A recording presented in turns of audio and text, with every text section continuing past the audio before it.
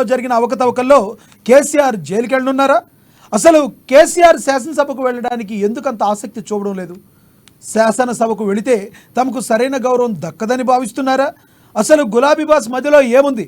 ప్రస్తుత తెలంగాణ సర్కార్ కేసీఆర్ విషయంలో ఏం చేయబోతుంది, ఎలా ముందుకెళ్తుంది? ఇదే అంశం మీద ఈరోజు చర్చను కొనసాగిద్దాం. చర్చలో పాల్గొనేందుకు మనతో సిద్ధంగా ఉన్నారు రాజకీయ విశ్లేషకులు ముఖేష్ మర్రి గారు, అదేవిధంగా కాంగ్రెస్ నేత కత్తి వెంకటస్వామి గారు జూమ్ కాల్లో అందుబాటులోకి వస్తారు. బీఆర్ఎస్ నేత రామ్మోహన్ గారు కూడా మనతో జూమ్ కాల్లో అందుబాటులో ఉన్నారు. బీజేపీ నేత క్రాంతి కిరణ్ గారు కూడా మనతో జూమ్ కాల్లో అందుబాటులో ఉన్నారు. ముందుగా మనం బీజేపీ నేత క్రాంతి కిరణ్ గారితో మాట్లాడదాం. క్రాంతి కిరణ్ గారు, గుడ్ ఈవినింగ్ అండి. క్రాంతి కిరణ్ గారు, గుడ్ ఈవినింగ్ సార్.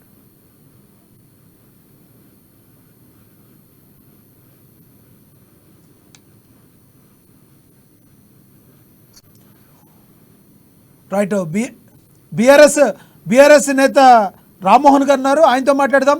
రామ్మోహన్ గారు, గుడ్ ఈవినింగ్ అండి.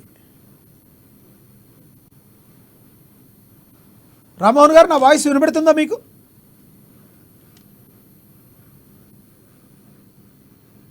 మా వాయిస్ మీకు వినిపించట్లేదా? కేసీఆర్ గారు శాసనసభకు ఎందుకు రెగ్యులర్గా వెళ్ళడం లేదు? ఇది బీజేపీ వారు కానీ లేదంటే కాంగ్రెస్ వాళ్ళు కానీ మాట్లాడుతున్న మాట. దీనికి స్ట్రైట్గా మీరేం చెప్తారు?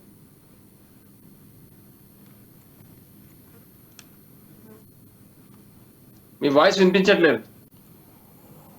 రైట్, మీ వాయిస్ మ్యూట్లో ఉందేమో, ఒకసారి చూడండి సార్. మీ వాయిస్ ఇప్పుడు ఓకే వినబడుతుందా? ఇప్పుడు ఓకే, చెప్పండి. రైట్. వినిపిస్తుంది, చెప్పండి. కేసీఆర్ గారు విద్యుత్ కొనుగోళ్ల విషయంలో అవకతవకలేమీ జరగలేదు అని చెప్పి లేఖ రాయడం జరిగింది, కమిషన్కి లేఖ రాయడం జరిగింది. అయితే శాసనసభకు ఎందుకు సరిగ్గా కేసీఆర్ గారు వెళ్ళడం లేదని చెప్పి బీఆర్ఎస్ అయితే ఏంటి, కాంగ్రెస్ నుంచి బీజేపీ అయితే ఏంటి, కాంగ్రెస్ నుంచి అయితే ఏంటి తీవ్రమైన విమర్శలు వస్తున్న పరిస్థితి. ఎందుకు రెగ్యులర్గా శాసనసభకు వెళ్ళలేదంటే సమాధానం ఏం చెప్తారు మీరు? తప్పకుండా అండి, కేసీఆర్ గారు శాసనసభకు రావడం లేదు, రావాల్సిందే అని చెప్పడం వాళ్ళు అంతర్గతం మాకు అర్థం కావట్లేదు. కేసీఆర్ గారు శాసనసభకు ఎప్పుడు పోవాలి, సమయం ఉన్నాం, ఖచ్చితంగా వెళ్తారు. వారు తప్పకుండా పాలక పక్షాలకు ధీటుగా సమాధానం ఇస్తారు. ఏదైతే కుట్రలు పన్ని రాజకీయ ఆరోపణలు చేసిన అభివృద్ధి కనిపించకుండా మీరు మాట్లాడడం చాలా విడ్డూరం. ఇది దీనికి తప్పకుండా సమాధానం చెప్పి తీరుతారు. వారు ఎందుకు శాసనసభకి వెళ్ళారు, నిన్న మనం చూసినాం, వారికి ఆరోగ్య పరిస్థితి చూసినాం. కాబట్టి మనం చూసి కూడా ప్రతిపక్షాలు ఇట్లా మాట్లాడితే ఇంతకాలం శోచనీయం ఇంకొకటి ఉండదు. తప్పకుండా ఆరోగ్యం సహకరించక మాత్రమే శాసనసభకు రాలేదు కానీ వేరే కారణాలు ఏమీ లేవని మీరు అంటారు? 100% అంతే. ఎందుకంటే కింద పడి కాల్ ఫ్రాక్చర్ అనేది ఆ ఇబ్బందులు ఉన్నాం కాబట్టి వారు శాసనసభకు వెళ్ళలేదు. కానీ వీళ్ళకేదో భయపడి వీళ్ళేదో చేస్తారనే ఉద్దేశం వీళ్ళు మనసులో అనుకుంటే మాత్రం చాలా పెద్ద పొరపాటు అది. కేసీఆర్ వ్యూహ రచనలో తెలంగాణ రాష్ట్రంలో వారు కేసీఆర్ గారు మించిన వారు ఎవరు లేరు ఇక్కడ రాజకీయాల్లో. తప్పకుండా వారి యొక్క వ్యూహం ఫలిస్తుంది. తప్పకుండా కాంగ్రెస్ పార్టీ సమాధానం చెప్పి తీరుతారు. వీళ్ళు ఎన్ని కుట్రలు పని, ఎన్ని కమిషన్లు వేసినా, ఎన్ని అబద్ధ పురుష ప్రచారాలు చేసినా జరిగింది అక్కడ పేపర్ పరంగా యాజ్ పర్ రికార్డెడ్ ఉంటుంది. ఖచ్చితంగా చెక్ చేసుకుంటే మీరు తప్పు చేసినా ఒప్పు చేసినా బయటపడుతుంది. కావాలని కేవలం రాజకీయ ఆరోపణ చేసి వీళ్ళేదో చేసిరు, విద్యుత్ కొనుగోలు చేసినట్టు ₹3.90 విద్యుత్ కొనుగోలు చేసినట్టు ఛత్తీస్గఢ్ ప్రభుత్వం నుంచి ఆ రోజు రమణ్ సింగ్ గారు ముఖ్యమంత్రిగా ఉన్నారు. ఛత్తీస్గఢ్ ప్రభుత్వం, భారతీయ జనతా పార్టీ ప్రభుత్వం అక్కడ. మరి ఈ రోజు కేంద్రంలో కూడా భారతీయ జనతా పార్టీ ఉంది. రేవంత్ రెడ్డి గారికి మంచి దోస్తానం ఉంది బీజేపీ తోటి. ఒకసారి వెళ్ళి వారితో మాట్లాడుకోవాలి. ఛత్తీస్గఢ్ బీజేపీ తోటి మీకు దోస్తానం ఉంది కాబట్టి మీకు మీ యొక్క ఓటింగ్ మొత్తం అటు టర్న్ బట్టి బీజేపీకి ఆ సీట్లు వచ్చినాయని మరి కాంగ్రెస్ ఆరోపిస్తుంది కదా. అందుకేనండి ఈ రోజు మల్కాజ్గిరి సిట్టింగ్ రేవంత్ రెడ్డి గారి సీటు బీజేపీ గెలిచింది. అందుకని అక్కడ బీఆర్ఎస్ ఓట్లు వేస్తేనే బీజేపీ గెలిచినట్టు, మరి రేవంత్ రెడ్డి గారు ఓట్లు వల్లే అంటున్నారు అక్కడ. మరి ఈ రోజు కొడంగల్లో ఏ పార్టీ మెజార్టీ వచ్చిందండి, వాళ్ళ మహబూబ్నగర్ జిల్లాలో ఏ పార్టీ గెలిచిందండి పార్లమెంట్ సీటు. కాబట్టి ఇవన్నీ మాట్లాడే ముందు ఓటు షేర్ జరిగింది. రేవంత్ రెడ్డి గారు ఇట్లా ఆలోచన లేకుండా మాట్లాడటం మేము ఊహిస్తలేము. ఇంత తెలివి తక్కువతనంగా మాట్లాడడం మేము అనుకుంటట్లేదు. కాబట్టి ఇటువంటి ఆరోపణలు పనిచేసి వాస్తవాలు ఎందుకు మాట్లాడాలి? ఇలా బీఆర్ఎస్ బీజేపీ రామ్మోహన్ గారు, ఇంకొక బిగ్ షాక్ మీకు. దానం నాగేంద్ర గారు లాగానే, కడియం శ్రీహరి గారు లాగానే బీఆర్ఎస్ నేత చేవెళ్ళ ఎమ్మెల్యే కాళే యాదయ్య గారు కూడా కారు దిగిపోయారు, హస్తం గూటికి చేరారు. ఢిల్లీలో ఆయన పార్టీ కండువా కప్పుకున్నారు. అలాగే గూడెం మైపాల్ రెడ్డి గారు కూడా అదే దారిలో ఉన్నట్టుగా తెలుస్తుంది. ఎలా చూస్తారు ఈ కోణాలు మీరు? ప్రజెంట్ అంతకుముందు జరిగిన గుర్తులు వస్తున్నాయా మీకు? గూడెం మైపాల్ రెడ్డి గారి విషయం మన పేపర్ లో చూసాం అంటారు. మనం అర్ధరాత్రి పోలీసులు వాళ్ళ ఇంటికి వెళ్ళి దాడి చేసి అరెస్ట్ చేయడం, వాళ్ళ తమ్ముడి పైన అక్రమ కేసులు పెట్టడం, మైనింగ్ మాఫియా అని చెప్పడం, ఈ బెదిరింపులకు గురి చేసి వాళ్ళ దౌర్జన్యంగా పార్టీలో జాయిన్ చేసుకుంటే అక్కడ నుండి నియోజకవర్గ ప్రజలు ఏం ఆలోచించారో ఒకసారి ప్రభుత్వం ఆలోచన చేయాలి. రేవంత్ రెడ్డి ఏం చెప్పాడు గత ఎన్నికల్లో, మేము చూసుకుంటాం, మీరు అన్ని తప్పు, ఎవరైతే పార్టీ బీఫామ్ పైన గెలిచారో ఏ పార్టీలోకి పోయినా అనర్హత వేటేయాలి అన్నారు. ఈ రోజు ఆయనే జైన్ చేసుకుంటున్నాడు. అంతకుముందు మీరు చేసుకోవాలని చెప్తున్నాడు కేసీఆర్ గారు. అంతకుముందుకు రాజశేఖర రెడ్డి గారిని నిర్మించినట్టు తెలంగాణ ఉద్యమాన్ని సర్వనాశనం చేయడానికి ఏనుగు రవీందర్ రెడ్డి గారు మిగతా పెద్దలను చేయించుకోవడం కాంగ్రెస్ పార్టీలో. కాబట్టి ఇవన్నీ రాజకీయ తెలంగాణ ఉద్యమ అస్తిత్వం వేరు, వేరే పార్టీల అస్తిత్వం వేరండి. మనకు డిఫరెంట్ ఎవరు మర్చిపోతారు అందరూ కూడా. ఆ రోజు తెలంగాణ ఉద్యమాన్ని నీరు గార్చడానికి వైఎస్ రాజశేఖర రెడ్డి కుట్రలు పడినారు. తర్వాత తెలంగాణ ఉద్యమం సాధించి రాష్ట్రం సిద్ధించబడిన తర్వాత ప్రభుత్వం ఏర్పడితే కాంగ్రెస్ పార్టీ మళ్ళీ అదే డిఎన్ఏ తోటి వాళ్ళ కుట్రలు, వాళ్ళ యొక్క కాంగ్రెస్ పార్టీ డిఎన్ఏనే నేరపూరిత కుట్రగారాలు చేస్తారు. కాబట్టి మళ్ళీ తెలంగాణ రాష్ట్రాన్ని అస్తిత్వపరిచి ప్రభుత్వాన్ని నాశనం చేస్తున్న ఇబ్బందితోన కాంగ్రెస్ పార్టీ సంబంధించిన కొంత ఎమ్మెల్యేలు వస్తే చేర్చుకున్నాను తప్పితే కేసీఆర్ గారు వాళ్ళ ఇంటికి వెళ్ళి రేవంత్ రెడ్డి గారు లాగా వాళ్ళ ఢిల్లీకి తీసుకుపోయి తాకట్టు పెట్టే వాళ్ళ యొక్క తెలంగాణ ఆత్మగౌరవాన్ని. వారు తెలంగాణ సాధించిన తర్వాత ప్రేమతో కేసీఆర్ గారు ప్రేమతోటి కాంగ్రెస్ పార్టీ ఎమ్మెల్యేలు వచ్చారు. అంతేగాని కేసీఆర్ గారు నాకేదో అధికారం తక్కువైంది, నాకు ఈ సీట్లు లేకపోతే మేము అధికారం పడిపోతుందని భయంతోనే కాదు, ఇబ్బందితోనే కాదు, కేవలం ఈ యొక్క స్వరాష్ట్రాన్ని సాధించుకున్నాం ఆత్మగౌరవ నినాదంతో ఇన్ని సంవత్సరాలు పోరాటం చేసి ఎవరు సాధించలేదు. ఈసారి సబ్బండ వర్గాలు ఏకమైన సాధించిన కాబట్టి ఈ రాష్ట్రం యొక్క అస్తిత్వం దెబ్బతినవుతుంది. కాంగ్రెస్ పార్టీకి సంబంధించిన ఎవరైతే నాయకులు మేము కూడా మీతో పాలు పంచుకుంటాం అంటే మాత్రమే వాళ్ళను తెలంగాణ పార్టీలు జైన్ చేసుకోవడం జరిగింది. ఈ రోజు కేసీఆర్ చేసిన విధంగా మేము చేస్తున్నాం అంటే ఏం చేసినట్టు మీరు తెలంగాణ ఉద్యమం కొరకు పోరాటం చేసిన కాంగ్రెస్ పార్టీ వాళ్ళు. రేవంత్ రెడ్డి ఎక్కడ ఆ రోజు పెద్ద తుపాకీ తీసుకొని తెలంగాణ సైనికుల మీద వెంటబడ్డ వ్యక్తి కదైనా రేవంత్ రెడ్డి గారు. ఇవాళ మాట్లాడితే ఎట్లా కేసీఆర్ గారి నుంచి? కాబట్టి ఇవన్నీ తప్పుడు వ్యవహారం, ఇటువంటి వ్యవహారాలు చేస్తే తప్పకుండా బుద్ధి తెచ్చుకునే పరిస్థితి వస్తుంది. ఈ రేవంత్ రెడ్డి కళ్ళబొల్లి మాటలు చెప్పి ఈయన నేను జైలుకు పంపిస్తాం, నేను ఆడికి పంపిస్తాం అంటే తెలంగాణ పార్టీకి సంబంధించిన సైనికులు అందరూ కూడా యుద్ధానికి సిద్ధంగా ఉన్నారు. కేసీఆర్ గారు ఒక కనుసైగ చేస్తే కాంగ్రెస్ పార్టీ కార్యకర్తలు గారు నాయకులు గారు బజార్లు ఎవరు తిరగరు. మీరు గుర్తుపెట్టుకోవాలి ఖబర్దార్. ఇటువంటి ఆరోపణలు చేయడం బంద్ చేసి వాస్తవాలు మాట్లాడండి. కేసీఆర్ గారు 10 సంవత్సరాలు అధికారంలో ఉన్న తర్వాత నీ యొక్క రాజశేఖర రెడ్డి గారు ఉన్నప్పుడు ఎన్ని విద్యుత్ లైన్ నుండి, ఎన్ని సబ్ స్టేషన్ నుండి, ఎన్ని 32 kV 132 kV స్టేషన్ నుండి, ఎన్ని సబ్ స్టేషన్లు, ఎన్ని ట్రాన్స్ఫార్మర్, ఎన్ని బోర్ కనెక్షన్లు, ఇన్ని కనెక్షన్లు, నువ్వు ఎంత విద్యుత్ రైతులకు ఇచ్చినావు, ఎంత విద్యుత్ గృహ అవసరాలకు ఇచ్చినావు, ఎన్నిసార్లు పవర్ హాలిడే పెట్టినావు, ఇవన్నీ లెక్క తీసుకొని మాట్లాడితే చాలా బాగుంటది కాంగ్రెస్ పార్టీ వాళ్ళు. ఇయ్యాలేదో 24 గంటలు కరెంట్ ఇచ్చినాం ఎక్కడన్నా ఉందా అంటే దేశంలో? ఇక రైతులకు నాణ్యమైన కరెంట్ ఇచ్చినాం, గృహ అవసరాలకు కరెంట్ ఇచ్చినాం, బోర్లకు కరెంట్ ఇచ్చినాం.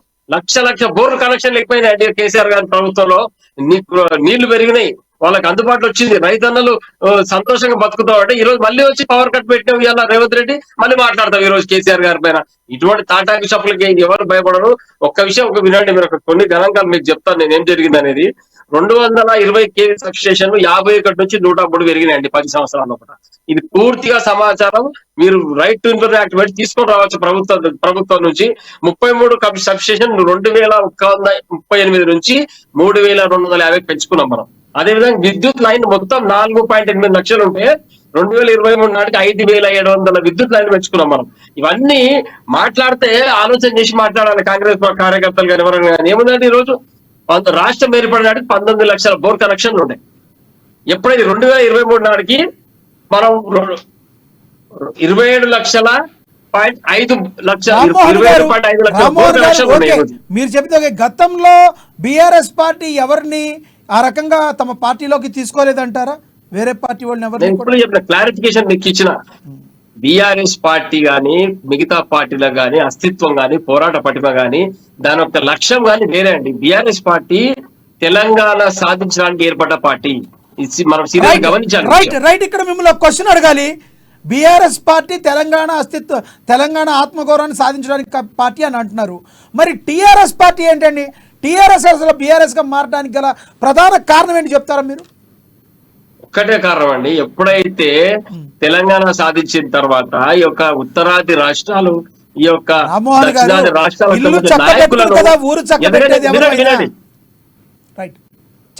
చెప్తున్నా, ఎక్కడైతే భారతదేశంలో కేవలం నార్త్ కి సంబంధించిన నాయకులే ఈ భారతదేశాన్ని వెళ్తారని చెప్పేసి ఒక అపోహ ఉంది ప్రజల లోపల. ఆనాడు చంద్రబాబు నాయుడు గారు ఎన్డీఏ కన్వీనర్ ఉన్నా, వారికన్నా ముందు ఎన్టీ రామారావు గారు ఉన్నా మనం ముందు పోలేకపోయినాం. కేవలం జాతీయ పార్టీకి సంబంధించిన నాయకులే ఉండాలి, అది కూడా నార్త్ వాళ్ళే ఉండాలని ఒక లక్ష్యంతో రెండు జాతీయ పార్టీలు పనిచేస్తున్నాయి. దాని కొరకు అని చెప్పేసి కేసీఆర్ గారు రైతు యొక్క రాజ్యం రావాలి, రైతు యొక్క జీవన విధానం మెరుగుపడాలని చెప్పేసి ఎప్పుడైతే జాతీయ స్థాయిలో రైతులు నల్ల చట్టాలు తీసుకొచ్చి రైతులకు అన్యాయం జరిగిందో, ఇప్పుడు ఇక్కడ నుంచే నేను నాంది పలుకుతాను. ఇప్పుడు అక్కి బార్ కిసాన్ సర్కార్ అని చెప్పి జాతీయ పార్టీగా రూపాంతరం చెంది దేశంలో ఉన్న రైతులందరూ ఏకం చేసి, రైతు సంఘాలను ఏకం చేసి ఈ యొక్క ప్రభుత్వం పైన పోరాటం చేయాలని డిసైడ్ చేసుకొని టీఆర్ఎస్ పార్టీని జాతీయ పార్టీగా మార్చడం జరిగింది. అంతే తప్పితే ఏదో బాగుకోవాలి ఒక రాష్ట్రాలు మొత్తం తీసుకొని కబదాస్తాలో పెట్టుకోవాలని ఇప్పుడు కూడా కేసీఆర్ గారు ఊహించలేదు. మీకు అనిపించలేదా ఒక్కసారి తెలంగాణ రాష్ట్ర సమితి టీఆర్ఎస్ బీఆర్ఎస్ గా మారాక తెలంగాణ ప్రజలకి కేసీఆర్ గారు దూరం అయిపోయారని మీకు అనిపించలేదా? ఎక్కడ దూరం కాలేదండి. ఎందుకైతారండి, తెలంగాణ అస్తిత్వం మా నరనరలో ఉందండి. జై తెలంగాణ అని నినాదం చేయకుండా మేము యొక్క కార్యక్రమం ప్రారంభించాం, ఈ యొక్క కార్యక్రమం ముగించాం. తెలంగాణ అమరవీరులను తలుచుకోకుండా ఎక్కడ కూడా కార్యక్రమం మొదలే కాదు బీఆర్ఎస్ పార్టీని. కాబట్టి తప్పకుండా రైతుల యొక్క సంక్షేమం కొరకు కేసీఆర్ గారు ప్రయత్నం చేశారు తప్పితే దాంట్లో ఇంకో వేరే ఉద్దేశం లేదు. ఎందుకంటే ఈ రోజు ప్రధానమంత్రిగా ఉన్నటువంటి మన తెలుగు బిడ్డ, మన యొక్క తెలంగాణ వాసి పివి నరసింహరావు గారి యొక్క అకాల మరణాన్ని మనం ఎట్లా చూసామంటే ఈ రోజు ఆలోచన చేయండి. కాంగ్రెస్ పార్టీ ఏం చేసింది? ఢిల్లీలో చేయాల్సిన హైదరాబాద్ లో తీసుకొచ్చేసింది కాంగ్రెస్ వారు అనే మాట, బీజేపీ వారు అన్నమాట స్మరించుకుంటారు, జై తెలంగాణ అంటారు. కానీ ఎవరైతే తెలంగాణ రావడానికి కారకులు అయ్యారో, ఎంతో మంది ఆత్మ బలిదానాల ద్వారా వచ్చినాయో వాళ్ళెవరికి కూడా బీఆర్ఎస్ పార్టీ సముచిత స్థానం కల్పించలేదు అని ప్రధాన విమర్శ ఈ పార్టీ మీద ఉంది. దాన్ని తప్పండి. ఇప్పుడు ఎవరి పార్టీలో ఏం జరుగుతుందో పక్క పార్టీకి తెలియదు, పైన పైన కనిపించేది మాత్రం మాట్లాడతారు. ఎక్కడ కూడా జరగలేదు. ఉద్యమకారులు అందరూ కూడా సమన్యాయం జరిగింది. ఎక్కడ 10% ల్యాప్సెస్ ఉంటాయి, అవి కూడా రాబోయే రోజులలో అది కూడా ఎందుకు జరుగుతాయండి? రిజర్వేషన్ ప్రక్రియ వల్లనో లేదా ఆ రోజు అనుకూలంగా ఉండకనో ఎక్కడో స్థానం కల్పించలేవు. అంతే. అంత మాత్రాన మన ఉద్యమకారులకు స్థానం దక్కలేదని కాదు. రసమై బాలకిషన్ గారు ఎవరు, బాలక సుమన్ గారు ఎవరు, వీళ్ళంతా ఎవరండి? వీళ్ళంతా ఉద్యమకారులే కదా. కాబట్టి ఇటువంటి రాజకీయ ఆరోపణలు దాంట్లో ఎలాంటి నిజం లేదంటే తప్పకుండా ఉద్యమకారులకు లాభం దక్కుతుంది. తెలంగాణ విద్యుత్ అంశం పైన పూర్తి స్థాయిలో కేసీఆర్ గారు క్లియర్ కట్ గా ఉన్నారు. నువ్వు రోజుకు 7 గంటల విద్యుత్ పవర్ కట్ చేస్తుంటే 24 గంటల విద్యుత్ అందుబాటులో తీసుకొచ్చిండు. సబ్ స్టేషన్ నిర్మాణం జరిగింది, కొత్త లైన్ల నిర్మాణం జరిగింది, కొత్త కనెక్షన్లు ఇవ్వడం జరిగింది. కాబట్టి ఇవన్నీ దృష్టిలో పెట్టుకోవాలి. యాదాద్రి పవర్ ప్లాంట్ పూర్తయిపోయింది. కాబట్టి ఇవన్నీ ఆలోచన చేసి మాట్లాడితే బాగుంటది. ఈ 22,000 కోట్ల రూపాయల అప్పులు ఆనాడు ఉన్నాయి ఆ రోజు. మరి తర్వాత ఎందుకు పెరిగినాయంటే ఇవన్నీ అప్పు తీసుకొచ్చి ఎక్కడ కూడా అవినీతి చేయలేదు. ఆ డబ్బులు మొత్తం కూడా ఈ యొక్క ఉత్పత్తికి, కొత్త లైన్ నిర్మాణానికి, కొత్త స్టేషన్ నిర్మాణానికి పెట్టడం జరిగింది. అది ఆర్టీఐ కింద తీసుకొని సమాచారం తీసుకొని మాట్లాడితే రేవంత్ రెడ్డి గారికి కానీ కాంగ్రెస్ ప్రభుత్వానికి కానీ అందరికీ బాగుంటుందో చెప్తా ఉన్నాను. ఓకే ఓకే ఓకే రామ్మోహన్ గారు, మనతోటి బీజేపీ నేత క్రాంతి కిరణ్ గారు ఉన్నారు. ఒకసారి క్రాంతి కిరణ్ గారితో మాట్లాడదాం. క్రాంతి కిరణ్ గారు, గుడ్ ఈవినింగ్ అండి. క్రాంతి కిరణ్ గారు, మీ వాయిస్ మ్యూట్లో ఉన్నట్టుంది, చూడండి.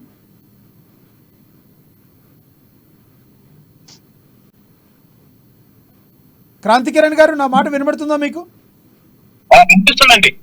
ఓకే క్రాంతి కిరణ్ గారు, ఇప్పుడు వరకు మీరు రామ్మోహన్ గారు మాట్లాడింది విన్నారా? మీరు రామ్మోహన్ గారు మాట్లాడిన దాంతో ఏకీభవిస్తున్నారా? తెలంగాణ ఏర్పాటు చేసుకున్న తర్వాత నూతన రాష్ట్రము అభివృద్ధి అందరూ కూడా ఆకాంక్షించినారు. తెలంగాణ అభివృద్ధి చెందుతుంది, తెలంగాణ భారతదేశంలో ఉన్న అన్ని రాష్ట్రాలకు తక్కువ రీతిగా అభివృద్ధి చెందుతుంది అని అందరూ కూడా ఆశించారు. కానీ ఈ బంగారు తెలంగాణని ఒకటిక్కిన తెలంగాణ చేయడం ముఖ్యమైన ప్రధాన కారణం ఏంటి అంటే తెలంగాణ మాజీ ముఖ్యమంత్రి కేసీఆర్ గారు. కేసీఆర్ గారు ఎప్పుడైనా సరే ఏ నిర్ణయం తీసుకున్నా కానీ అన్సైంటిఫిక్ గా, అశాస్త్రీయంగా నిర్ణయాలు తీసుకొని చాలా అటు కార్యక్రమ పార్టీ మొదలుకొని అన్ని కూడా ఏది కూడా ఎక్స్పర్ట్ తోని ఒపీనియన్ తీసుకోకుండా వారి కొత్త నిర్ణయాలు తెలంగాణ ప్రభుత్వం మీద ఆయన మేధావి లేదు అనే రీతిలో ప్రతి సందర్భంలో కూడా నిర్ణయాలు తీసుకోవడం వల్లనే తెలంగాణకి ఈ అధోగతి పట్టింది. మీ వాయిస్, మీ దగ్గర సిగ్నల్ కొంచెం తక్కువ ఉన్నట్టుంది. మేబీ మీరు ట్రావెలింగ్లో ఉన్నట్టున్నారు. మీ దగ్గరికి మళ్ళీ వస్తానని మళ్ళీ మాట్లాడతాం మీతో. మనతోటి రాజకీయ విశ్లేషకులు ముఖేష్ మరి గారు ఉన్నారు. ముఖేష్ గారితో మాట్లాడదాం. ముఖేష్ గారు, good evening sir. Good evening అండి. ముఖేష్ గారు, ప్రస్తుతం గులాబీ బాస్ ఎదుర్కొంటున్న పరిస్థితి ఏంటి? అసలు ముఖ్యంగా శాసనసభకు ఎందుకు గులాబీ బాస్ వెళ్ళట్లేదు అని చెప్పి కాంగ్రెస్ పార్టీ అయితే ఏంటి, బీజేపీ అయితే ఏంటి, ఇద్దరు కూడా అడుగుతున్న పరిస్థితి. దీన్ని ఏ కోణంలో చూడాలి? విద్యుత్ కొనుగోళ్ల విషయంలో బీఆర్ఎస్ పార్టీ వైఖరిని మీరు ఏ రకంగా చూస్తారు? కేసీఆర్ గారు ఎవరైతే ఉన్నారో అసెంబ్లీకి రాకపోవడం అనేది ప్రజల యొక్క తీర్పుని తను చిరతా వహించకపోవడంగా మనం చూడవచ్చు. ఎందుకనంటే నిన్నటికి నిన్న జగన్మోహన్ రెడ్డి గారు ఏ విధంగా అయితే అందరితో పాటు ఓత్ తీసుకోవడం కానీ అందరితో పాటు అక్కడికి వెళ్ళడం కానీ అది ఒక గౌరవప్రదమైనటువంటి సభ. ముఖ్యంగా ఏంటి అంటే అధికారం అనేది ఎవరికి ఎప్పుడు శాశ్వతం కాదని ప్రతి రాజకీయ పార్టీ నేర్చుకోవాల్సినటువంటి అంశం అది. ఎందుకంటే రాజకీయాలని పోటీగా తీసుకోకుండా ఒక కక్షాపూరితమైనటువంటి ధోనిలో ఏదైతే ఉన్నదో అక్కడ అలా తీసుకుపోవడం వల్ల ఏమైతున్నది, ఒక షేమ్ గా ఫీల్ అవుతున్నారు తప్ప మాకు ఈ బాధ్యత అప్పచెప్పారు ప్రజలు, దీన్ని నిర్వర్తిస్తాము అనే విధంగా మీకు గ్రామ స్థాయి నుంచి తీసుకుంటే దేశ స్థాయి వరకు కూడా ఆ విధంగా ఉందాతనంతో రాజకీయాలు అయితే ఈ రోజుల్లో లేవు.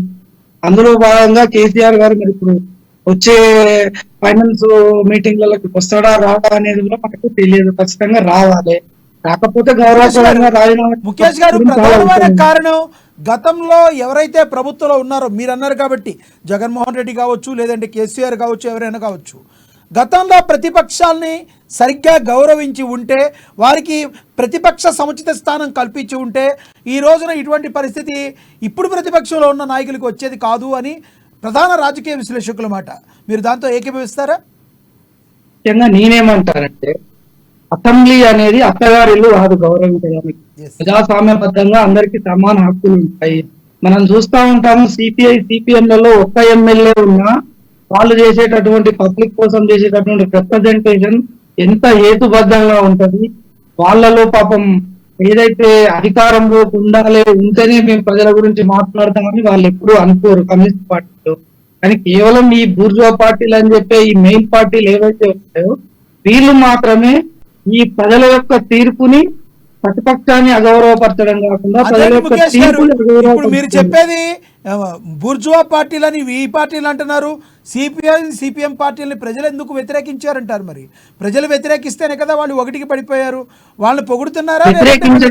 వ్యతిరేకించడం మీరు ఇంతకుముందు అన్నటువంటి అంశం ఈ విపరీతమైనటువంటి కరప్షన్, విపరీతమైనటువంటి డబ్బు దుర్వినియోగం, ఒక 100 కోట్లు పెడితే తప్ప ఎమ్మెల్యే కానటువంటి పరిస్థితులలో ఈ రాజకీయాలు ఏదైతే ఈ ఓట్ బ్యాంక్ రాజకీయాలకు వాళ్ళ దగ్గర సరైనటువంటి ఆర్థిక స్తోమత లేదు. కానీ మీరు ప్రజల్లో ఎప్పుడైనా అవసరం వచ్చినప్పుడు ప్రజలకు ఎటువంటి లాభాపేక్ష లేకుండా ఎర్రజెండా మాత్రమే ప్రజల తరఫున నిలబడుతుంది. మనం ఎక్కడ ఎంఆర్ఓ ఆఫీస్ దగ్గర చూసుకున్నా, రోడ్ల మీద చూసుకున్నా. మీరు చెప్పిన ఎర్ర జెండాలు, ముఖేష్ గారు ఇక్కడ అభ్యంతరం ఒకటి ఉంది. మీరు చెప్పిన ఎర్ర జెండాలు ఒకప్పుడు ఎర్ర జెండాలుగా ఉన్నాయా? మీరంటున్న బూర్జువా పార్టీలకి తోక పార్టీలుగా ఉన్నాయా? అప్పుడు పెట్టి బూర్జువాలు కూడా మారినాయని చెప్తా ఉన్నారు. ఒక్కొక్క పార్టీ ఒక్కొక్క కులానికి అంటగా ఉన్నటువంటి మాట వాస్తవము. కానీ ఎర్ర జెండా మీద ప్రజల్లోనైతే ఒక రకమైనటువంటి సదభిప్రాయమే ఉన్నది. కానీ మీరంటున్నట్టు ఏదైతే విద్యుత్ కొనుగోలు అంటున్నారు, విద్యుత్ కొనుగోలు ఏ గవర్నమెంట్ ఉన్నా ఒక పాలసీ మేకింగ్ చేసినప్పుడు దానికి ఒక ప్రాసెస్ ఉంటదండి. కన్సర్న్ మినిస్టరీస్ ఉంటారు, ఒక క్యాబినెట్ గుర్తుంటది, దానికి సంబంధించినటువంటి అడ్మినిస్ట్రేటివ్ ఆఫీసర్స్ ఉంటారు, దానికి సంబంధించినటువంటి ఎక్స్పర్ట్స్ ఉంటారు. వీళ్ళంతా పాలసీ మేకింగ్ చేసిన తర్వాత ఇంప్లిమెంటేషన్ ఎవరి చేతుల్లో ఉంటది. ఏదైతే బ్యూరోక్రాట్స్ ఉన్నారో ఈ డెమోక్రటిక్ వ్యవస్థలో బ్యూరోక్రాట్స్ వాళ్ళు ఎగ్జిక్యూట్ చేయాలి. ఆ ఎగ్జిక్యూషన్ చేసే సందర్భంలో వాళ్ళ మీదకి వచ్చేటటువంటి అంశాన్ని వాళ్ళు ఎప్పుడు చాలా జాగ్రత్తగా ఉంటారు. ప్రజాస్వామ్య బద్ధంగా ఖచ్చితంగా ఏదైతే రాజ్యాంగ విలువలకు లోబడే వాళ్ళు పనిచేస్తారు తప్ప ఈ చిన్న చిన్న అంశాలు ఏవైతే ఉంటాయో వీటిని ఎస్పెషల్లీ రాజకీయ పార్టీలు ఏంటి అంటే రాజకీయంగా వాడుకోవడానికి ఈ అంత ఒక తతంగం జరుగుతున్నది. ఇలాంటి ఏదైతే ఈ అవినీతి అంటున్నారో అవినీతి ఏ పార్టీ ఉన్నా చేస్తున్నది. ఈవెన్ వార్డ్ మెంబర్ స్థాయికి వెళ్ళి మొదలు పెట్టుకుంటే ప్రతి దగ్గర అవినీతి ఉంది. అవినీతి అనేది మన దేశానికి పట్టినటువంటి అతిపెద్ద క్యాన్సర్. ఇది ఒక కీమోథెరపీ స్టేజ్ లో ఉందని అయితే మీ ద్వారా నేను చెప్పగలుగుతున్నాను. మీరు అన్నటువంటి విద్యుత్ కొనుగోలు ఏవైతే ఉన్నాయో మిత్రుడు టిఆర్ఎస్ మిత్రుడు చెప్పినట్టు విద్యుత్ కొనుగోలు జరిగినటువంటి సందర్భాన్ని అంతకంటే ముందు నుంచి కూడా మనం మాట్లాడుకోవాల్సినటువంటి అంశం ఏంటంటే కిరణ్ కుమార్ రెడ్డి గారు సీఎం గా ఉన్నప్పుడు ఇదే తెలంగాణ ఇస్తే మీ తెలంగాణ చీకట్లు అవుతుంది అని చెప్పి అసెంబ్లీ సాక్షిగా చెప్పినప్పుడు వచ్చినటువంటి గవర్నమెంట్ కేసీఆర్ గారి ఆధ్వర్యంలో దాన్ని ఒక ఛాలెంజింగ్ గా తీసుకున్నది. ఎప్పుడైనా ప్రతి ప్రభుత్వం ఏం చేస్తుందంటే ఒక్కొక్క దఫాలో ఒక్కొక్క దాన్ని తీసుకొని ముందుకెళ్లేటటువంటి క్రమంలో అందులో తప్పులు జరిగి ఉండొచ్చు కాక ఖచ్చితంగా జరిగి ఉంటాయి. జరిగి ఉంటే 100% దానికి శిక్ష అర్హులే, ఎందుకంటే చట్టం అందరికీ సమానం. కానీ ఇక్కడ జరిగినటువంటి అంశం ఏంటంటే నరసింహారెడ్డి గారు అనేటటువంటి ఒక జస్టిస్ ని నియమించినప్పుడు ఆ నరసింహారెడ్డి గారు ఏదైతే ఉన్నారో న్యాయ విచారణ తన అసలు ఏం జరిగింది దాన్ని పరిశీలించాలి అని చెప్పి కమిటీ వేస్తే కమిటీకి సంబంధించినటువంటి అంశాలను వాళ్ళు ఏం తీశారు, అందులో ఉన్నటువంటి తప్పులని అనేది చెప్పాల్సిన చోట చెప్పాల్సిన సందర్భంలో చెప్పాలి తప్ప కొంచెం ఓవర్ గా అంటే అత్యుత్సాహంతో మరి తనకేమన్నా కాంగ్రెస్ గవర్నమెంట్ తో ఏదైనా కిడ్కోకో ఒప్పందం ఉందో తెలియదు కానీ ప్రజలకు మీడియాకు అసందర్భోచితంగా అసలు టైం కానటువంటి టైంలో చెప్పడం అనేది సముచితం కాదు. దానివల్ల జరిగినటువంటి విషయం ఏంటంటే ముఖేష్ గారు టైం కానట్టు టైం అంటున్నారు అంటే విచారణ జరుగుతున్నటువంటి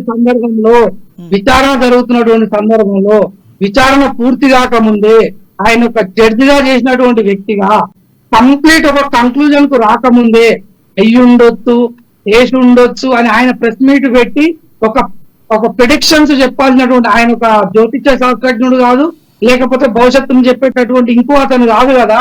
అతను కంప్లీట్ జ్యుడిషియర్ లో ఉన్నటువంటి వ్యక్తిగా మామూలుగా ప్రాక్టీస్ లో ఉన్నప్పుడు ఒక అక్యూజ్డ్ రాకపోతే మేము ఏం చేస్తామంటే సార్ తనకు జ్వరం వచ్చినట్టుంది రాలేదు అని చెప్తే జస్టిస్ తినరండి, మేము ఒక ఆప్షన్ పిటిషన్ రిటర్న్ పిటిషన్ వేయాలి. అంటే దానికి సంబంధించినటువంటి ఆధారాలు లేకుండానే తను ఒక ఆయనే ప్రభుత్వము ప్రతిపక్ష పార్టీలు చేయాల్సినటువంటి పనిని నరసింహారెడ్డి గారు చేయడం అనేది అది సముచితమైనటువంటి పని కాదు. ఎందుకంటే తన యొక్క పదవికి తను ఉన్నటువంటి ఆ స్థానానికి చాలా విలువ ఉంటుంది. వాస్తవంగా దీనివల్ల జరిగింది ఏంటంటే రాష్ట్రంలో రేపు ఏదైనా సమస్య మీద ఇలాంటి న్యాయ విచారణ ఏదైనా చేస్తామంటే ప్రజలు కూడా నమ్మలేనటువంటి పరిస్థితిని కేసీఆర్ కల్పించారు. కేసీఆర్ ఎలా ఉంటదంటే అన్ని పక్షులు వానొస్తుంటేనో ఎండ కొడుతుంటేనో ఒక గూడులోకో చెట్టు కిందికో ఇంకో దగ్గరకో చేరుకోవడానికి ప్రయత్నిస్తాయి. కానీ కేసీఆర్ గారు గద్దలాగా వర్షం గురించే మేఘం మీదికి పైకి వెళ్ళిపోతాడు. తనకు ఒక అవకాశం ఇచ్చారు. సహజ న్యాయ సూత్రాల ప్రకారం తను చేయాల్సినటువంటి పని తను చేయాలి. ఆ యొక్క విచారణ ప్రభుత్వం దృష్టికి తీసుకుపోవాలి. దెన్ లీగల్ గా ఏం జరుగుతుందో అది జరుగుతూ ఉంటది. 17,000 కోట్ల 16,000 కోట్ల జరిగినాయని అంటున్నారు. నేను ఒక విషయం చెప్పదలుచుకున్నాను మీకు. ఇక్కడ బీజేపీ మిత్రులు కానీ టీఆర్ఎస్ మిత్రులు కానీ ఇప్పుడు అక్కడ అవినీతి జరిగింది. అవినీతి ఏ విధంగా జరిగింది? ఛత్తీస్గఢ్ కి తెలంగాణ ప్రభుత్వాలకు మధ్య జరిగింది. అంటే తెలంగాణ ప్రభుత్వం ఏం చేసింది? ఛత్తీస్గఢ్ ప్రభుత్వానికి లంచం ఇచ్చిందా, లేకపోతే మీరు ఎక్కువ కోడ్ చేయండి అని చెప్పి ఛత్తీస్గఢ్ ప్రభుత్వం తెలంగాణ ప్రభుత్వానికి లంచం ఇచ్చిందా అనేది ఒక సమస్య. అయితే మరి అప్పుడు అక్కడ ఉన్నది బీజేపీ పార్టీ, ఇక్కడ ఉన్నది టీఆర్ఎస్ పార్టీ. కానీ వాళ్ళప్పుడు కొల్లుడేడ్ అయి ఉన్నారు అని అనుకుంటే ఇది ప్రజాధనం వృధా అయింది కదా. వృధా అయినప్పుడు ఇలాంటి సందర్భంలో ఈ విచారణ కమిషన్ ఏదైతే ఉన్నదో దీనికి బదులు కొంచెం కేంద్ర ప్రభుత్వం కూడా ప్రొయాక్టివ్ గా తీసుకోవాల్సినటువంటి అవసరం ఉండే. ఇందులో ఇంకొక అంశం ఏంటి అంటే ఈ నరసింహారెడ్డి గారు అనే వ్యక్తి ఇప్పుడు పార్టీలో ఏదైతే అధికారంలో ఉన్నటువంటి Reddy dominate Congress party, this is not the TPCC, this is TGPCC, Telugudesam Pradesh Congress committee.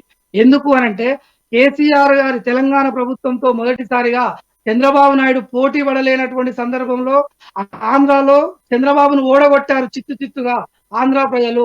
ఈ రోజు నిన్నగాక మొన్న ఎల్వి ప్రసాద్ లోనో బసవతారకంలో అనుకుంటాను నేను చంద్రబాబుతోని పోటీ పడతా అనడం అసలు నిస్సిగ్ధైనటువంటి స్టేట్మెంట్ అది రేవంత్ రెడ్డి గారికి. తెలంగాణ తల దించుకునేటటువంటి స్టేట్మెంట్. ఫార్ బెటర్ ఉందండి, టాప్ 5 లో ఉంది అన్ని రాష్ట్రాలలో అభివృద్ధిలో.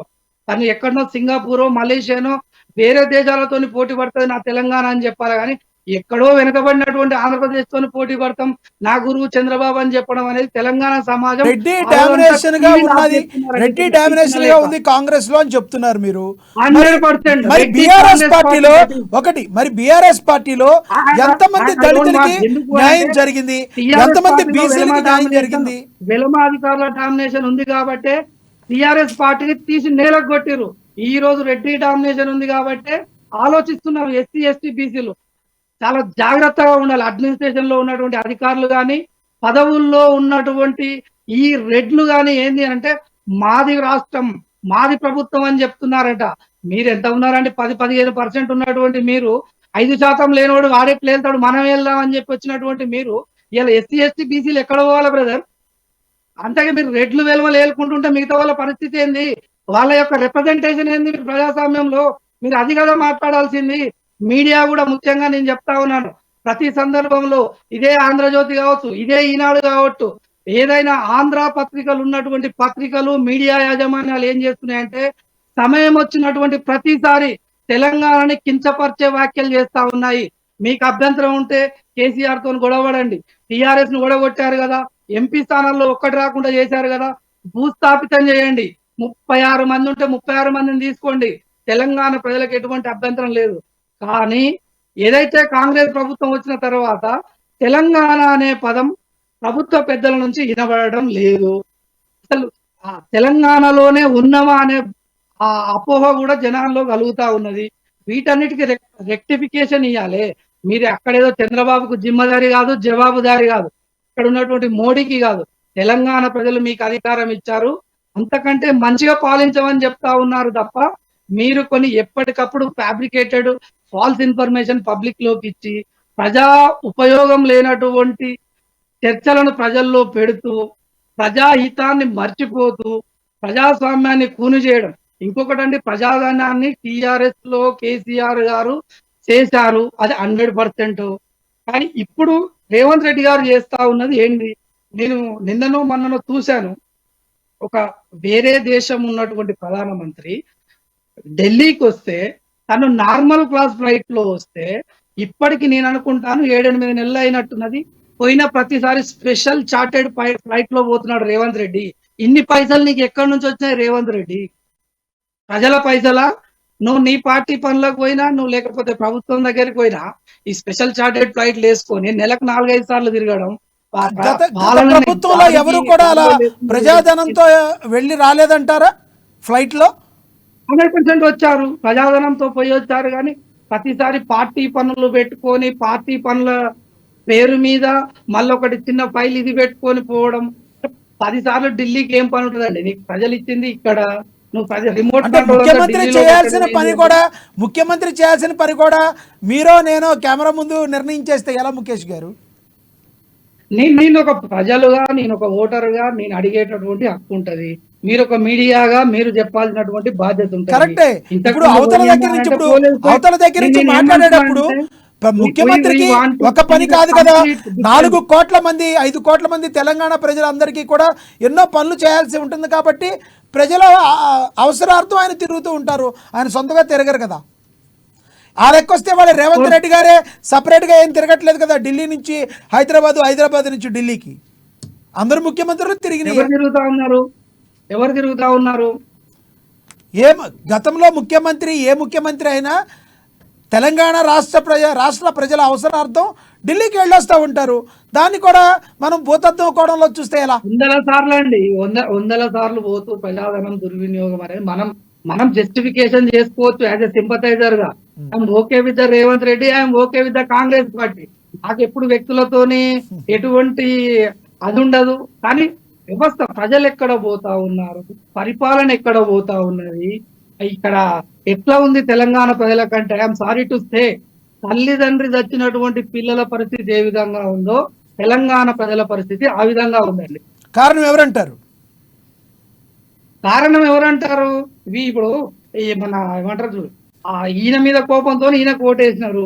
ఇప్పుడు నేను అనుకుంటున్నాను, ఒక రాజశేఖర్ రెడ్డి లాంటి లెగసీ రేవంత్ రెడ్డి గారు మెయింటైన్ చేస్తారేమో, అటువంటి లెగసీని పార్టీకి తెచ్చి పెడతారేమో అని నేను ఎక్స్పెక్ట్ చేశాను స్టార్టింగ్ లో. కానీ రాజశేఖర్ రెడ్డి గారు కొన్ని విషయాలు అసలు కాంప్రమైజ్ కాకపోయేది.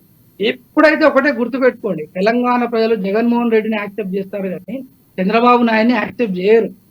కాబట్టి ప్రతిసారి నువ్వు ఎక్కడి నుంచి ఏ పార్టీలు వస్తేంది, నాకు రకరకాల రాజకీయ అభిప్రాయాలు ఉంటాయి. కొన్ని సందర్భాలలో నీకు ఒక మంచి పెద్దపీట తెలంగాణ ప్రజలు ఇచ్చినప్పుడు తెలంగాణ అస్తిత్వం గురించి మాట్లాడాలి, తెలంగాణ ప్రజల గురించే మాట్లాడాలని అంటాను నేను. అలాంటప్పుడు పబ్లిక్ ఇష్యూ, పబ్లిక్ ఇగో ఒకవేళ దెబ్బతిన్నది అనుకోండి, మనం అది చేయలేం. ఇప్పుడు మీరు ఇంతకుముందు అన్నారు ఏదో ఈయన పోతున్నాడు ఆయన, అది కామన్ అండి, మొత్తం పోతారు. కేసీఆర్ వచ్చినప్పుడు చేసినటువంటి పని రేవంత్ రెడ్డి చేస్తా ఉన్నాడు. డిఫరెన్స్ ఏంటి అనేది కూడా ప్రజలు సో గమనిస్తా ఇద్దరు ఉంటారు. ఒకటే దొందే ఇద్దరి వలన ఏ ప్రాబ్లం లేదు, 100%. ప్రజలకు మాత్రం అన్యాయం అయ్యారు అంటారు మీరు, అంతేనా? ఏమో మరి నేనేమనుకుంటాను అని అంటే, ఇప్పుడున్నటువంటి 63 మంది ఎమ్మెల్యేల్లో బహుశా ఈయన ఎమ్మటి ఒక 20, 25, 30 మంది ఉంటే, కొత్త వాళ్ళని అందరిని ఒక 20, 25 మందిని 30 మందిని తెచ్చుకొని ఒక 60 మంది మెజారిటీతో మరి బీజేపీలో పోతందుకు వాళ్ళ గురువు రాజగురువు ఉన్నాడు కదా చంద్రబాబు ద్వారా, అట్లా కూడా చేసి ఇక్కడ కాంగ్రెస్ పార్టీని కథం పెట్టి పోతాడేమో అని చెప్పి జనాలకు డౌట్ వస్తాను. జనరల్ డిస్కషన్ మనం పబ్లిక్ లో తిరుగుతా ఉన్నాం. ఓకే రండి, మీ దగ్గర మళ్ళీ వస్తాను. ముఖేష్ గారు మళ్ళీ మాట్లాడతాను. ఒక్కసారి మనం రామ్మోహన్ గారితో మాట్లాడదాం. రామ్మోహన్ గారు, మీరు విన్నారు ముఖేష్ గారు మాట్లాడింది. గతంలో ఎవరైతే కేసీఆర్ ఏం తప్పులు చేశారో ఇప్పుడు రేవంత్ రెడ్డి కూడా అవే తప్పులు చేస్తున్నారు అని ఒక రాజకీయ విశ్లేషకుగా ఆయన వ్యక్తిగతంగా కూడా ఏం చెప్తున్నారంటే, వీళ్ళిద్దరి వలన కూడా తెలంగాణ ప్రజలకి లాసే జరిగిందని మాట్లాడుతున్నారు. ఇప్పుడు తెలంగాణ ప్రజలు బాగుపడింది ఏమీ లేదన్నట్టుగా మాట్లాడుతున్నారు. మరి మీరే రకంగా చెప్తారు?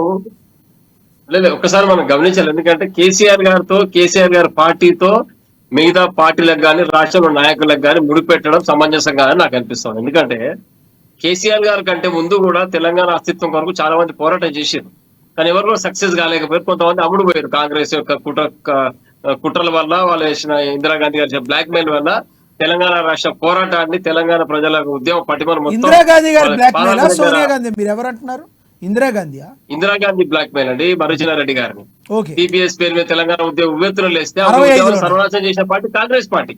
కాబట్టి వాళ్ళందరితో ఎటువంటి ఇబ్బందులు పెట్టినా 2-3 పర్యాలు రాజీనామాలు చేసి మళ్ళీ ఎలక్షన్ పోయాడు కేసీఆర్ తప్పితే ఎక్కడ కూడా ఏ పార్టీకి లొంగిపోలేదు, ఉద్యమాన్ని వదిలిపెట్టి ఇంటికి పోలేదు, కూర్చొని సొంత ప్రజలను చూసుకోలేదు. కాబట్టి తెలంగాణ రాష్ట్రాన్ని ఇంత పెద్ద ఆంధ్ర పాలకుల నుంచి మనం అన్యాయం మీరు చెప్పారు రామ్మోహన్ గారు మీరు చెప్పారు, ఇంత ఉవ్వెత్తిన తెలంగాణ ప్రజలందరూ అధికారాన్ని కట్టబెట్టిన కేసీఆర్ కి మరి ఎందుకు ఈ రోజున ఇలాంటి పరిస్థితి వచ్చిందంటారు? అంటే మీరు వాళ్ళెవరో హామీలు ఇచ్చారు, దాన్ని ప్రజలు నమ్మేశారని మీరు అనొద్దు తెలివిగా. ఎందుకంటే ప్రజలెంత అమాయకులు కాదండి, ప్రజలందరికీ తెలుసు ఎవరికి ఏమి ఇవ్వాలో తెలుసు. స్వయంకృత అపరాధం అనుకోవాలా? ఎక్కడ బీఆర్ఎస్ పార్టీ తప్పు చేసింది, ఏ తప్పులు చేసి ఈ రోజు మీరు శిక్ష అనుభవిస్తున్నారు? ప్లీజ్. బీఆర్ఎస్ పార్టీ ఎక్కడ తప్పులు చేయలేదండి.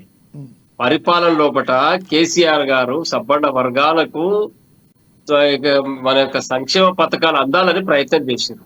అయితే అక్కడక్కడ అమలు లోపల అధికారులు కావచ్చు, కొంతమంది శాసనసభ్యులు కావచ్చు, ఏమన్నా పొరపాటు చేసి ఉంటే చిన్న ల్యాప్సెస్ వల్ల ఏమన్నా జరగవచ్చు. అది కూడా ఎవరు అవినీతి ఎక్కడ పాల్పడలేదు ఈ రోజు వరకు కూడా గమనించాల్సిన అంశం అది.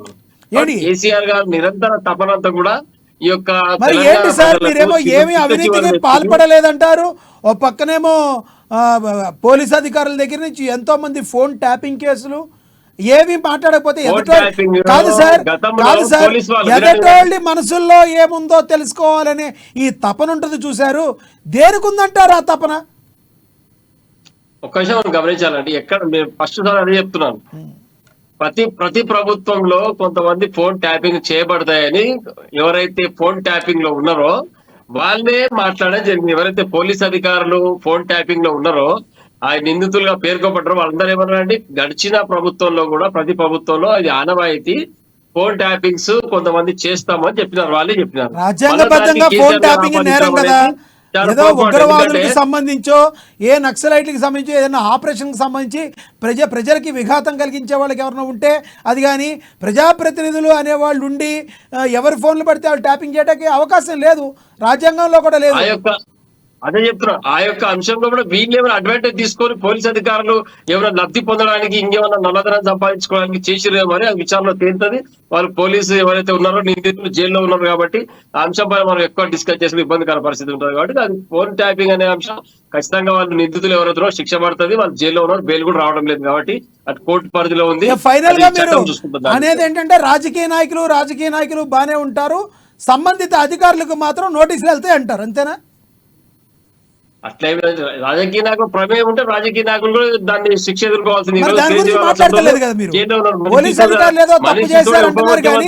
ఎక్కడన్నా నాయకులు కూడా తప్పు చేసి ఉండొచ్చు అనే మాటని మీరు మాట్లాడతలేదు కదా. నాయకులు తప్పు చేస్తే తప్పకుండా వారు కూడా శిక్ష పడుతుంది. Court Yes. ముందు అందరు సమానులే, కరెక్ట్. ముఖ్యమంత్రి కావచ్చు, ప్రధానమంత్రి కావచ్చు, ఇంకెవరైనా కావచ్చు. ఎస్. చట్టం ముందు అందరు సమానులే కాబట్టి దాని చట్టం పరిధిలో ఉంది కాబట్టి తప్పకుండా పూర్తి స్థాయి విచారణ జరుగుతుంది. నిందితుల పైన ఛార్జ్ షీట్ వేయబడితే వాళ్ళు జైలులో పోతారు, దాంట్లో ఎలాంటి డౌట్ లేదు. బట్ ఇక్కడ ఒకటే మనం చూసుకోవాల్సిన అంశం ఏంటంటే కేసీఆర్ గారు నిరంతరంగా 24 పెద్దలు చెప్పడం జరిగింది విశ్లేషణ గారు. ఒకటే ఆ రోజు ఎవరైతే కాంగ్రెస్ ప్రభుత్వం ఆరోపణ చేసిందో చీకట్లు కమ్ముకుంటాయి తెలంగాణ రాష్ట్రం వస్తే అని చెప్పి దాన్ని జిద్దుగా తీసుకొని ముఖ్యమంత్రి ఆ రోజు కేసీఆర్ గారు ఛత్తీస్గఢ్ ప్రభుత్వం నుంచి కొనుగోలు చేశారు. అందుకు కేరళ, కర్ణాటక వాళ్ళు కూడా అక్కడ నుంచి కొనుగోలు చేశారు. వారు ₹4 పైన చిలుకు కొనుగోలు చేస్తే ₹3.90 మాత్రమే తెలంగాణ ప్రభుత్వం కొనుగోలు చేసింది. మరి దాన్ని పట్టుకొని అవినీతి జరిగింది, అక్రమాలు జరిగింది ఈ రోజు రేవంత్ రెడ్డి గారు మాట్లాడుతా ఉన్నారు. ఈ రోజు ప్రభుత్వం రామ్మోహన్ గారు, నేను ఒక క్వశ్చన్ మిమ్మల్ని అడుగుతాను. రామ్మోహన్ గారు, ఒక క్వశ్చన్ మిమ్మల్ని అడుగుతాను. మనకు ఒక చిన్న కుటుంబం ఉందనుకోండి, మన ఇంట్లో ఒక కుటుంబం ఉంది, అక్క, చెల్లి, తమ్ముడు అందరూ ఉన్నారు, కూతురు అందరూ ఉన్నారు. తండ్రి ఎవరైతే ఉన్నాడో కష్టపడి సంపాదన చేసి కష్టపడి సంపాదిస్తే ఇంట్లో పెడితే అది పచ్చగడ్డి పెట్టినా పరమానంగా ఉంటుంది. లేదు అలా కాకుండా తనకి ఎంత ఉద్యోగంలో డబ్బులు వస్తున్నాయో, తన వ్యాపారంలో డబ్బులు వస్తున్నాయో చూసుకుని కొంత భాగం అప్పు తీసుకొచ్చి అప్పుని తీర్చే క్రమంలో ఏదైనా చేయగలిగితే కొంతవరకు అప్పు చేయనోడిది ఏ కుటుంబం ఉందిరా అని అంటారు.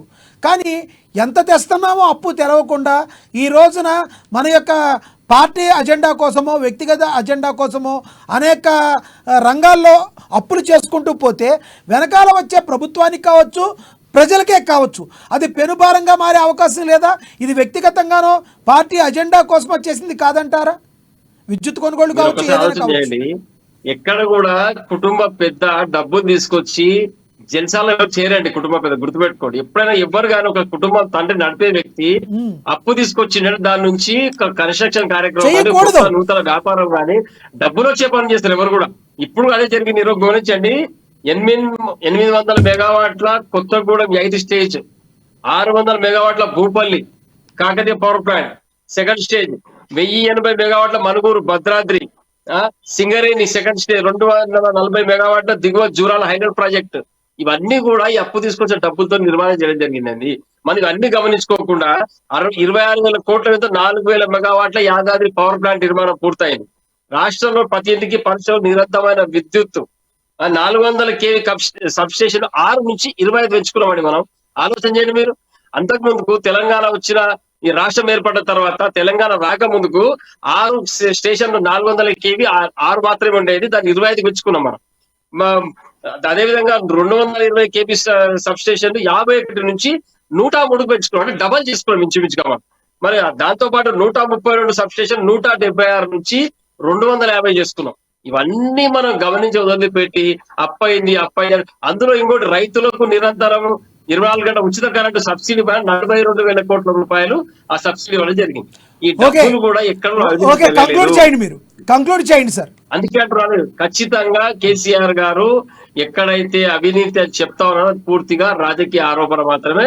దాంట్లో ఎలాంటి ఆధారాలు కానీ ఎక్కడ కూడా ఏమి లేకుండా నిరాధారంగా కాంగ్రెస్ పార్టీ మాట్లాడుతుంది. ఈ రోజు రేవంత్ రెడ్డి ఇటువంటి కల్లబొల్లి మాటలు కట్టిపెట్టి నువ్వేమైతే 6 సూత్రాలు చెప్పినావో దాని అమలు కొరకు చిత్తశుద్ధిగా పనిచేసి ఈ యొక్క ఢిల్లీకి సూట్ కేసులు మోసే పని బంద్ చేసుకొని ఈ స్పెషల్ ఫ్లైట్ పెద్ద చెప్పినా ఇంత ముందుకు స్పెషల్ ఫ్లైట్ మళ్ళీ ఢిల్లీకి పోదు. ఏం పని ఉంటుంది ఢిల్లీకి ముఖ్యమంత్రికి?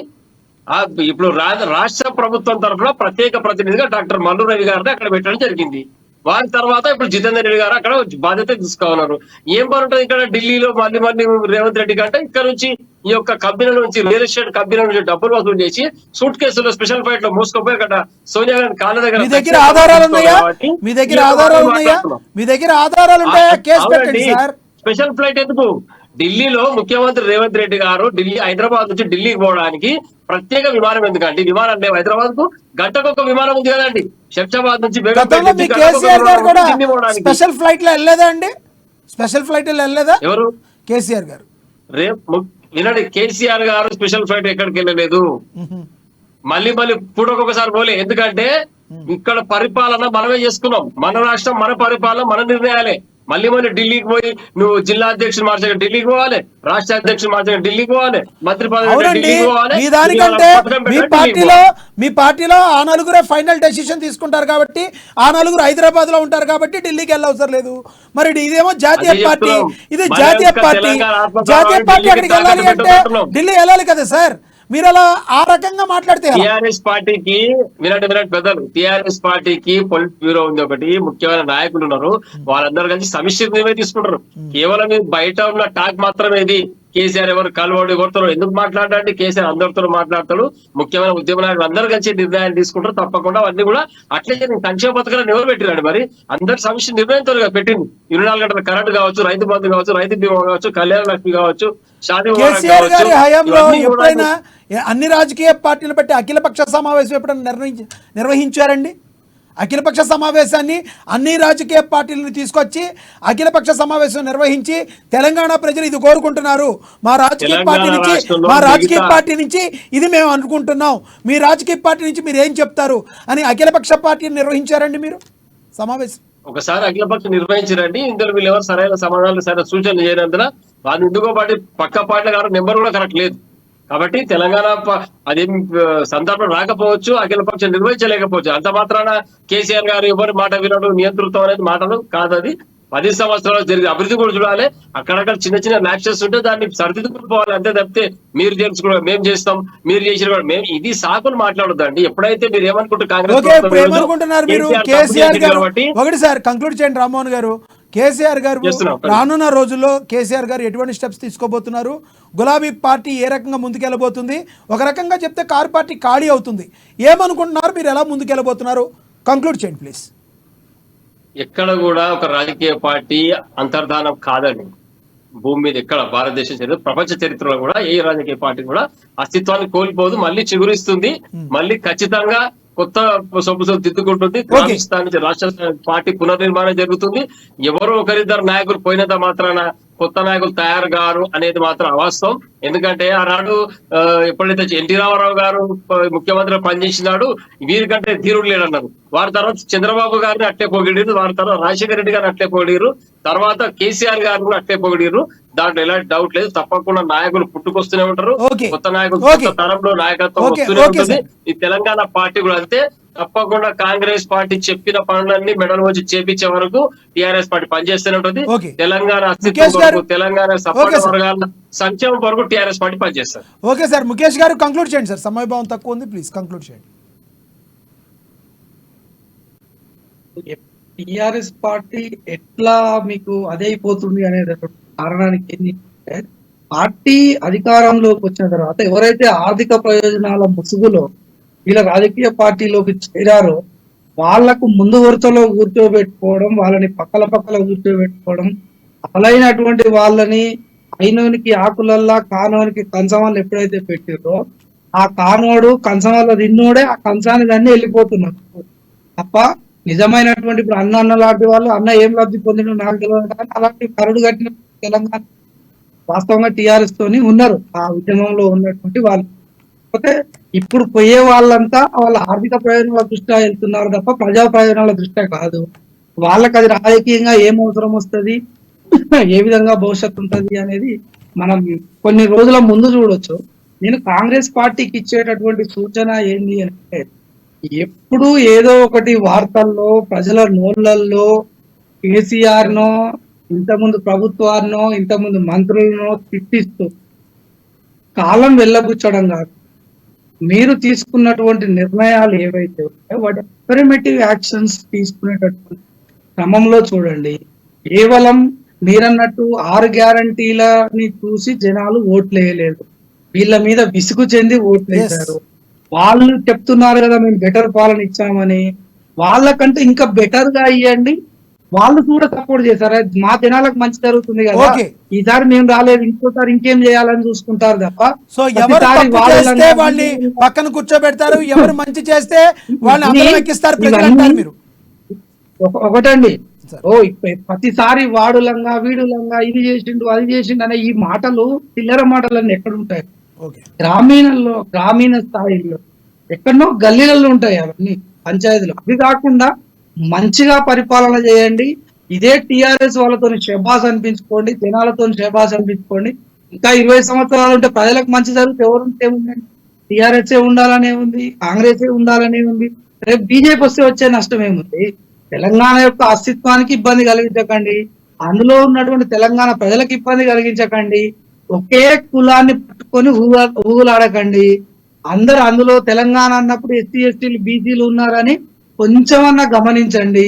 మీ పార్టీ పోర్ట్ఫోలియోలు, ప్రభుత్వ పోర్ట్ఫోలియోలు, మినిస్టర్ పోర్ట్ఫోలియోలు కూడా అంత రెడ్లకు వెలమలకు ఇయ్యకండి. వెలమలు తిన్నది చాలు, రెడ్లు తిన్నది చాలు, తరాలకు సరిపోని సంపాదించుకుంటండి. మేము ఇవాళ హైదరాబాద్ రావాలంటే మా తరం వచ్చింది, ఇప్పుడు వాళ్ళ తరం ఎప్పుడు అమెరికా. ఓకే, కంక్లూడ్ చేయండి సార్ ప్లీజ్, కంక్లూడ్ చేయండి ప్లీజ్. అయితే ఈ పాలన కొంచెం ప్రజాహితంగా ప్రజల యొక్క అవసరాలను, ఆవశ్యకతలను దృష్టిలో పెట్టుకొని పాలన చేయండి, కానీ ఇలాంటి రూమర్స్ తోని కాలం వెళ్ళబుచ్చే పాలన చేయకండి. This is my humble suggestion. చూస్తూ ఉండగానే ఒక 1 year గడిచిపోయినట్టుంది దాదాపు. ఓకే ఓకే, ధన్యవాదాలండి చర్చలో పాల్గొన్నందుకు. క్రాంతి కిరణ్ గారు, అదేవిధంగా రాజకీయ విశ్లేషకులు ముఖేష్ మర్రి గారు, అదేవిధంగా బీఆర్ఎస్ నేత రామ్మోహన్ గారు, ధన్యవాదాలండి చర్చలో పాల్గొన్నందుకు. ఏది ఏమైనప్పటికీ గులాబీ బాస్ ప్రస్తుతం అయితే తెలంగాణలో గడ్డు పరిస్థితులు ఎదుర్కొంటున్నారు. అయితే పూర్వ వైభవం రావడానికి మాకు సమయం పట్టొచ్చు, కానీ అది మాత్రం కంపల్సరీ మేము మళ్ళీ బౌన్స్ బ్యాక్ అయ్యి వస్తామని చెప్పి బీఆర్ఎస్ నేతలు ఎవరైతే ఉన్నారో వాళ్ళు కాన్ఫిడెంట్గా చెప్తున్నప్పటికీ ప్రాక్టికల్గా చూస్తుంటే ఇప్పుడున్న సిచ్యువేషన్లో బీఆర్ఎస్ పార్టీ మళ్ళీ పుంజుకుంటానికి చాలా టైం పట్టేటట్టుంది. ఎందుకంటే కాంగ్రెస్ పార్టీలోకి బీఆర్ఎస్ నేతలందరూ క్యూ కడుతున్నారు. తాజాగా చేవెళ్ళ ఎమ్మెల్యే ఎవరైతే ఉన్నారో ఆయన కాలే యాదయ్య కూడా ఎవరైతే ఉన్నారో ఆయన కూడా బీఆర్ఎస్ పార్టీని వీడి కాంగ్రెస్ పార్టీలో చేరటం జరిగింది. వీటన్నింటినీ కూడా చూస్తుంటే ప్రజెంట్ కాంగ్రెస్ పార్టీ కొంచెం బలంగా ముందుకు వెళ్తుంది. బీఆర్ఎస్ పార్టీ షాక్ అయిన మాట మాత్రం వాస్తవం. మరి కాలం కొన్నిటికి సమాధానం చెప్పాలి. చూస్తూనే ఉండండి ఇదివాటి స్పెషల్ డిబేట్. చూస్తూనే ఉండండి అమ్మ న్యూస్, నిజం కోసం జనం కోసం.